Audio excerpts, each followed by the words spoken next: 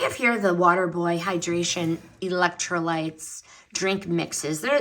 These are not basic flavored water packets. They are intentional. There are 3 levels. Level blue raspberry, which is workout hydration. There is the strawberry lemonade, which is weekend recovery. And then there's Waterboy, the watermelon, which is daily hydration. I use daily most often.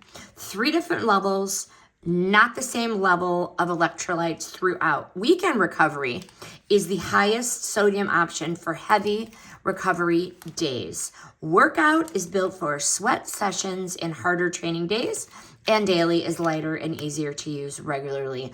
Across the board, 0 sugar bonus. And this is what it looks like. Okay, smells delicious. Definitely smells like blue raspberry. I have the red in my water bottle right now over a little ice. And all 3 formulas, like I said, are all different, not just different flavors. And the higher sodium, again, blends nicely. Just shake it up in the water bottle and you're good to go. These lean toward salty and purposeful for the taste. They are not sweet like sports drinks. And this is a real good way to test all 3 before choosing one full-size box, okay? Bottom line, if you want hydration that matches a situation instead of a generic mix, this is a really nice drink mix.